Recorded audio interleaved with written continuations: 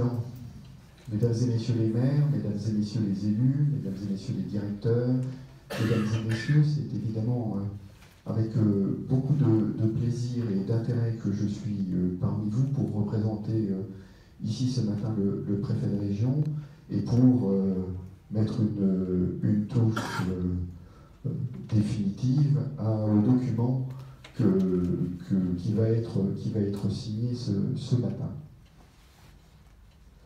Dans le Rhône, 10% de la population est en quartier politique de la ville. Pour ses habitants, le taux de chômage est 1,5 fois plus élevé que dans le reste du pays. Et par ailleurs, nous savons que les personnes qui ne sont ni en emploi, ni en études, ni en formation, ce que on peut appeler les invisibles, eh bien, sont 3 fois plus nombreux, proportionnellement, dans ces quartiers. Ce qui veut dire que la politique de la ville est une ardente obligation pour que nous puissions travailler sur cette population avec des enjeux de prise en charge, des enjeux de cohésion qui sont extrêmement importants. C'est la raison pour laquelle le président de la République a appelé le 14 novembre 2017 à Tourcoing, vous y avez fait allusion, Monsieur le Président, à une mobilisation nationale pour les quartiers prioritaires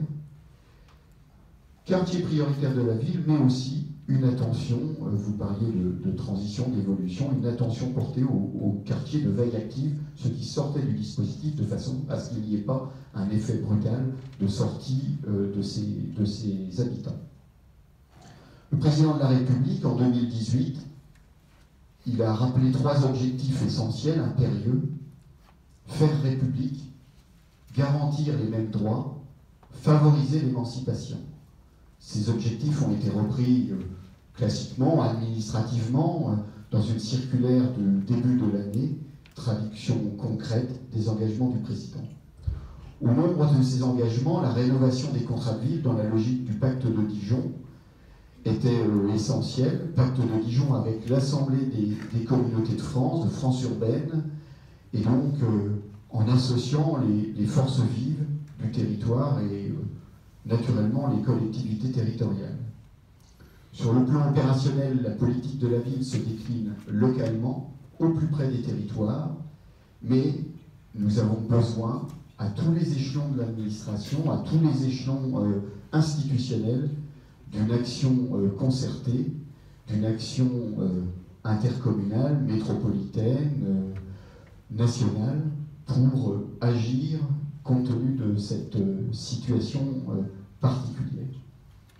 Alors naturellement, le document qui va être signé ce matin n'aboutit pas à remettre en cause le paradigme de la politique de la ville. Il s'agit simplement d'intensifier les actions, de rafraîchir un certain nombre de mesures et peut-être aussi d'accroître en lisibilité nos actions de façon à ce que les acteurs du terrain puissent aisément s'y retrouver. Les élus, les maires, que je remercie pour leur présence, ont un rôle moteur dans le portage de cette politique publique.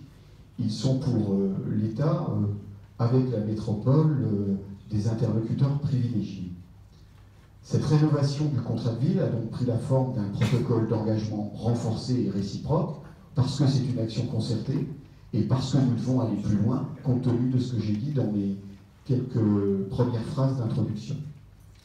Il s'agit d'un document additionnel au contrat de ville. Le contrat de ville initial n'est pas remis en cause. Il s'agit de démultiplier les actions et donc de prolonger l'action jusqu'en 2022 avec, vous y avez fait allusion, vous l'avez souligné l'intérêt, une évaluation qui est essentielle pour que se perpétue la démarche.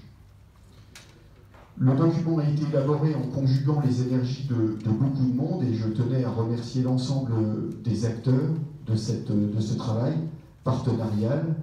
Pour les services de l'État, je sais que ça a été un engagement de toutes les équipes. J'ai Bonnet, Shaoki Amara, l'ensemble des délégués du préfet y ont pris leur part. Je voulais les remercier, sous la houlette dans un premier temps de Gilbert Deleuil, et puis David Roche, ici présent, a repris le flambeau. C'est un travail partenarial qui permet de mieux identifier les prérogatives relevant de chacun des acteurs, les modalités d'articulation. Nous savons que nous avons un monde complexe, une société traversée de courants divers, et donc il est important que chaque acteur sur son terrain de jeu puisse imaginer sa place dans un contexte avec une action collective qu'il est important de rappeler. L'État et la métropole de Lyon affirment à cette occasion leur volonté de franchir une nouvelle étape depuis cette signature du contrat initial en 2015 et s'engagent pour un parcours de réussite républicaine des habitants des quartiers prioritaires de la politique de la ville. Et vous l'avez dit, vous m'avez même intimé le devoir de suggérer, Monsieur le Président, l'idée de rappeler, et je le fais bien volontiers parce que c'est la réalité que je constate depuis que je suis arrivé sur le territoire, la vitalité de ce travail partenarial. Le génie du lieu, c'est un génie qui travaille à la cohésion sociale, parce que la cible de la politique de la ville, c'est la cohésion sociale, mais la cohésion des acteurs, et je pense que les Lyonnais ont l'intime conviction, quand je dis les Lyonnais, je parle du Grand Lyon, de la métropole, que les habitants de cette métropole ont la conviction profonde que c'est ensemble qu'ils peuvent réussir les meilleures choses et que ça correspond, que c'est un critère distinctif d'autres territoires qui explique le succès économique, d'attractivité démographique, d'attractivité culturelle, sportive, etc. de la métropole. Ce parcours de réussite républicaine des habitants des quartiers est essentiel. Cela commence dès le plus jeune âge, avec des plages de crèche supplémentaires, avec une scolarisation obligatoire dès l'âge de 3 ans, le dédoublement des classes de CP et CE1 pour les réseaux d'éducation prioritaire. Cela permet aussi l'émancipation par la culture, vous y avez fait allusion. Ça nécessite l'implantation de tiers-lieux, tels que les microfolies. C'est aussi le développement d'une pratique artistique assidue. Et je suis un de ceux qui a eu la chance, à travers le dispositif Demos, de constater les progrès miraculeux de l'ensemble de ces jeunes qui ont progressé à la fois en termes de cohésion, de discipline individuelle et puis de pratique artistique. Cette réussite des parcours, elle passe aussi par une insertion professionnelle réussie. Les dispositifs de droit commun sont largement mobilisés, mais aussi des dispositifs spécifiques, garantie jeunes, parrainage, la mobilisation du plan d'investissement dans les compétences, et puis des établissements, l'EPID, l'école de la deuxième chance, les emplois francs, qui participent de cet accompagnement que nous devons aux personnes qui sont les plus éloignées de l'emploi et qui sont le plus souvent, je l'ai dit, dans ces quartiers prioritaires. Plus globalement, vous y avez fait allusion également, l'action politique de la ville ne peut se déployer que si la question du bâti est traitée, tant cette question du bâti, bien sûr, ne fait pas tout, mais en tout cas, elle peut empêcher les meilleures volontés de porter leurs efforts.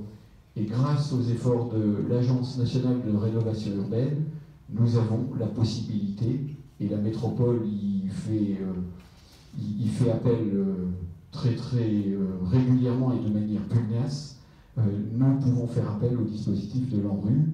14 projets ANRU sont présents sur la métropole en ce moment, et le directeur départemental des territoires ne me contredira pas quand je dirai que ça représente une somme d'expertise, une somme d'engagement important. Voilà ce que je voulais dire sur cette nouvelle étape.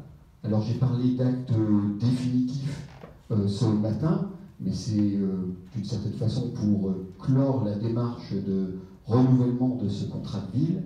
Mais bien sûr, l'affaire ne fait que commencer, ou plutôt elle se prolonge, elle se démultiplie, elle s'intensifie, et je pense que vous aurez compris que l'ensemble des habitants des quartiers politiques de la ville, mais plus exactement l'ensemble de la population attachée à cette cohésion sociale qui nous concerne tous, est attachée à ce que nous réussissions collectivement. Je vous remercie.